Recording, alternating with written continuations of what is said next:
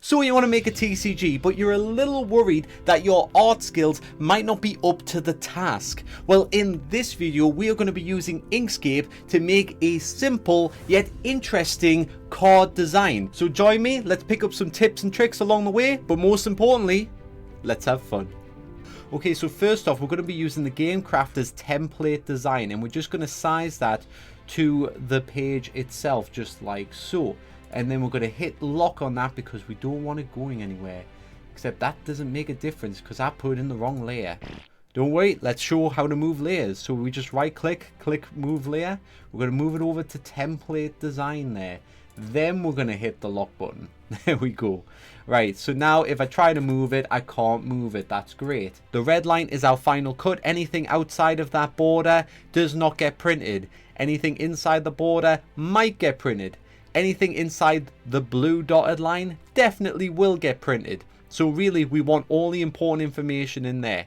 Now, the first thing we're going to do is just design a fun little border. And we're going to do a very simple box. Right, so we're removing the fill and we're adding stroke paint. Now we go to stroke style.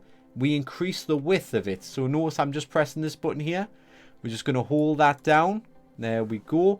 And now I don't want to be able to see the red. When I say red, I mean this red line right here. Very faint because we don't want it drawing our attention too much. If you hold down Control, it'll just mirror. If you hold down one, you'll start getting a bit weird with it, okay? So if you grab one of these nodes, hold down Control, mirror it, get the curve that you want. There we go. So I think that's a nice curve. We have the item selected. We go to Path, we click Stroke to Path. Now if I go over here and click the node tool, we can see that it has lots of little nodes on it. So what kind of design are we going to go for? Well, I have something in mind. Something that I've prepped a little bit earlier. So I'm basing it off that here. And let's just see how much I have to do before it comes together. Alright, so I want it to look very distressed and very distorted. You know what? That's not even big enough. Let's bring that right into the card. I want it to be invasive. I want it to get in people's faces. There we go. All right, and then we're going to do some little cut bits here as well. So just like so, we're going to have that come in here. I'm going to go around the whole border and do something similar to this. So I'll see you after I've done that. Okay, and we're back. So I have the border. It's nice and distressed. It's closing in on the card. This is a good way of focusing to the centerpiece of your design. So with this, we're going to continue with a similar design. It's nice and simple. So what we want to do is divide the box up. So we want, we don't want that. We're going to get rid of the stroke and just go with color here. So what we want is we want a nice background for starters. So let's go with this. We don't need the curved corners anymore. So once again, I'm going to press Control and just move it back into the corners. To go where you can make things nice and curvy, you can make things nice and straight. You can either page up or page down and just do the same. So we're just going to have it sit just below this black border here. So what do we want for art design? How much space do we want to allocate? How about that much? Okay, and then we want another square. So I'm just going to put in a square here. And I'm going to bring that down a layer. Now this, I want to look a little bit like a tapestry. I know it's a common thing to do tapestries, but this is what we're going with. I'm just going to get rid of the template design now because we don't really need that anymore. And then I'm going to duplicate that. I press Control D, nice and simple. It's duplicated. And I'm going to bring this further down. And then I'm just going to page down that. There we go. So now that's sitting just under the border as well, but just on top of this one here, which will make more apparent soon. I think we should grey this up a bit more, actually. How about that? And then make that one the same for now. So we can do a similar trick as what we did before. We can select this object, go to Path, but this time we're pressing Object to Path. If we press that, and then we double click here, we can get nodes. So then we can start making this whatever shape we want. Now, what I plan on doing this time compared to the last video, if you haven't checked that out, I'll put a link in the above my head right now in the top right hand corner if you want to go check that out, because I've done a different card design. Okay, so we can go along like this. Tell you what, make that a little bit bigger there. And we can just do a similar distorted design, like so. I like little tiny bits like this. And this is all I'm really doing. This does not take a lot of skill to do. But when we see the end result, I'm hoping you're going to be quite impressed with it. But that remains to be seen. Okay, so I'm happy with that one. And then we're going to do it with this one. Now, I'm going to change the shade of it. Otherwise, this is a pretty tough ask. So this isn't looking too bad. We want it to be a bit warped, a bit weird. But we've got this type of layer effect now, which looks quite nice. Now, instead of having symbols just put on the board itself, I want to add symbols to go on top of the art itself. So what we're going to do is we're going to make a shield symbol, because we get a lot of shields in trading card games and well, just games in general. I've done a nice straight line by holding control. I've kept it very straight. It keeps these angles very nice.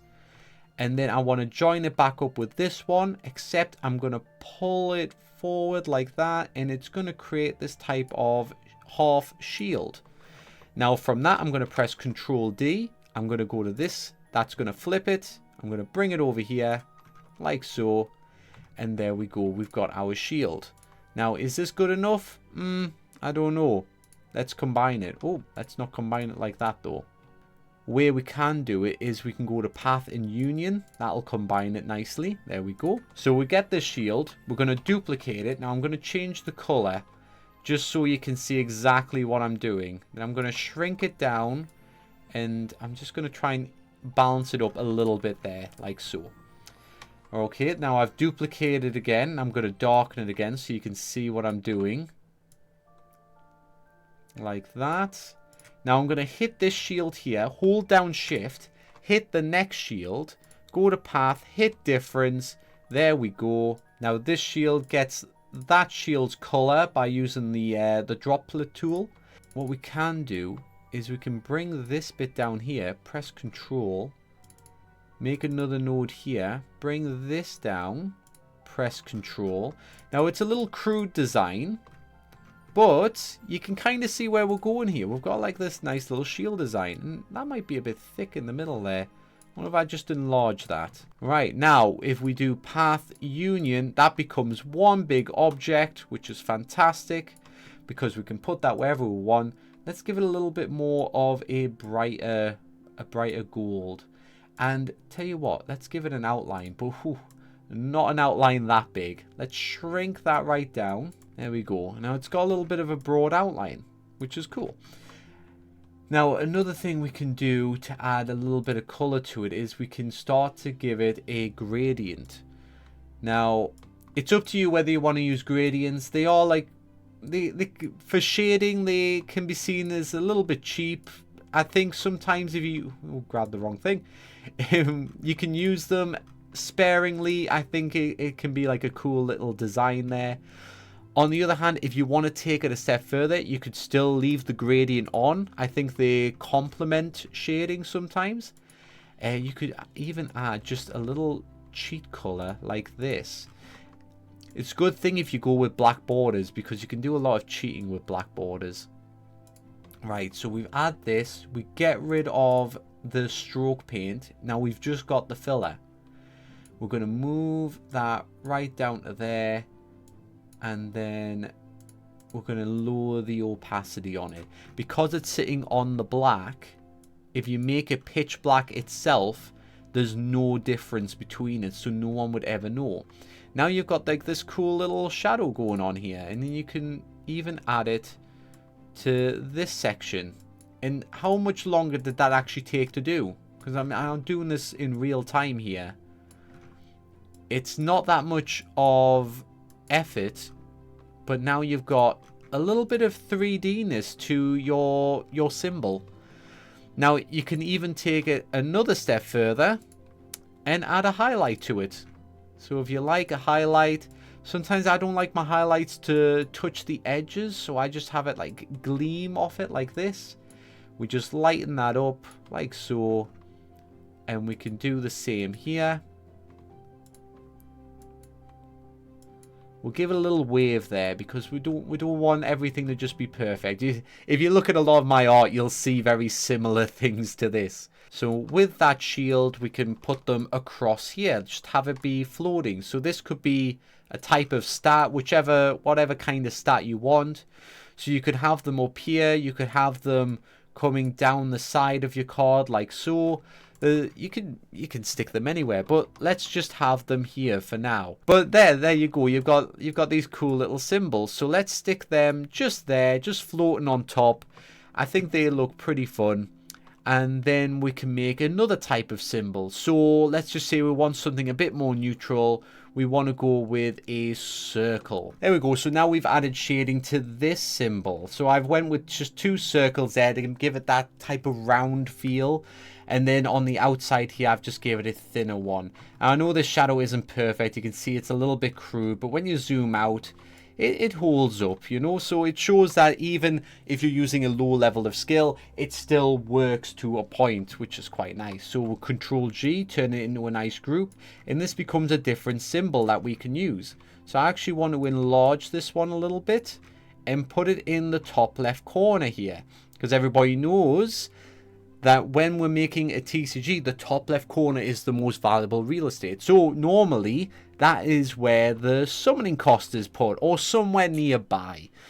Somewhere around those parts. So we're going to have that there, but then we're also going to have some smaller versions of them down here to represent different stats. So the shields will represent some sort of stat. These will represent a different stat. If you're making a TCG, it's up to you to decide what that stat is. I always end up putting the purple in. Let's go with a little bit of a cyan there.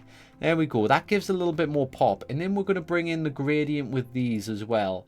It's just a subtle gradient. If you go too strong with the gradient, it tends to look a little bit bad. But if we go with something a little on the subtle side, there, now we can start to see the difference. So even though we're using the same color, it's got a different gradient. It's got that 3D feel. So you've got this bottom section here is at the foreground of it. Then you've got layers down and then layers down. But then we've got bits that are sticking on top. So now we want to add more tiredness to this. So I'm just going to create a little like lightning bolt type tear, right? And I'm going to select both objects and I'm going to tear into that a little bit. There we go. And then I'm going to do a little piercing mark here. There we go. And then we're going to tear into there. You could even have it come up from underneath you like this. And let's put some on this one actually. So just a little triangle. Triangles tend to work quite nicely. Because if you imagine pinholes and stuff, if you imagine things were stabbed through, it's kind of hard to do a perfect circle. But if you do a slight cut, the odds are the fabric would fall. And you would kind of have this falling fabric with a straight cut. So try to think of strange shapes when you're going with like a tattered look type style. Normally there will be a straight edge, so you could do a straight edge here, but it's just these minor details that get the attention.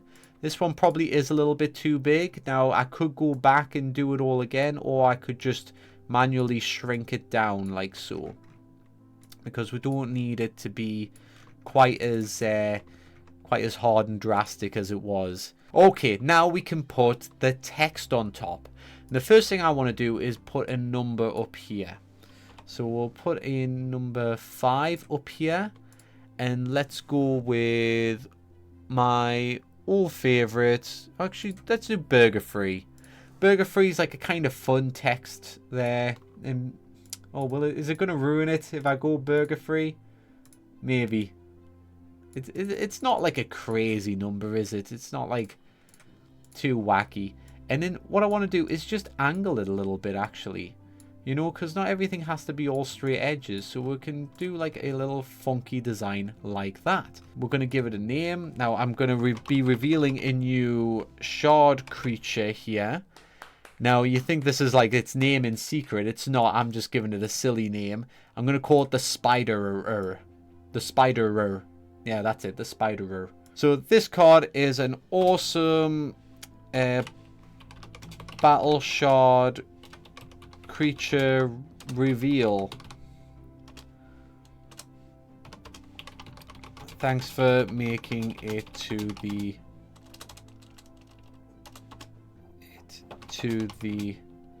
end of the vid. Now, if you want to give it a little bit more 3D-ness again, we can duplicate, can make it all black, and then we just, we reselect it. We can just do the arrows down and to the right, lower the texture layer, add a little bit of blur. Wow, look at that. There we go. It's got a shadow. All right, and we can do the same for this. Oops. Just accidentally clicked away.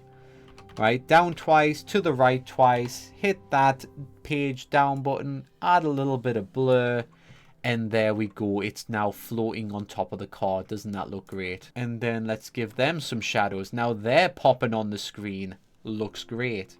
Now, actually, could we even give this a shadow? This I haven't tried before. I'm not sure if this is going to look right, but we're about to find out. This is a new experiment. Yeah, that looks quite cool. Let's do that with this. Oh, we've got to make it a block color again. And then bring it right to the bottom. Bring it up a little bit. Add a little bit of shadow. Oh, look at that. Look at that. So breaking this down, I don't think we've done anything very complicated at all. But now we have all these cool little symbols. We've got like the funky stat that's just slightly skewed. We've got the whole border that's closing in on itself, and this is all very basic things that you can do. This doesn't require a high level of art. So I'd like to thank everybody for watching this video. Don't forget to hit that like and subscribe button, and just to let people know as well, I am planning on starting to make bonus content which will be membership only. So there is the membership button down below if people want to put a little bit of money towards the channel. I'm going to start creating extra content for that. I haven't so far, so all that you will get is to be able to see these videos a little bit early before they come out. But in the near future, we'll be creating bonus content for that, where we go a little bit more in depth on subjects I've already covered in certain videos. So it's not TCG secrets, it's just deep diving into the topics that we've already discussed. Okay, here's the creature now. Let's just slap him on there. There we go. And let's bring him right in the middle there. I think he looks good in this card. I think we're going to have his legs just overlap the art a little bit there. Like he's hugging his name. So this is the Coronac, is it the... Yeah, the Coronac. But on this card, he is just the Spider-Er. Now, can I bring him down a little bit? I want him... that's good. I like that because he's overlapping this piece, but then his leg is under there, so he really feels like he's crawling out of the card. Another simple trick to just make the card look a little bit more 3D and a little bit of depth. As you can see, it didn't take much skill. I'm going to show the card in its full art form now. So I want to thank you again for watching all the way to the end of this video. I've been James, and I hope to see you next time. Goodbye.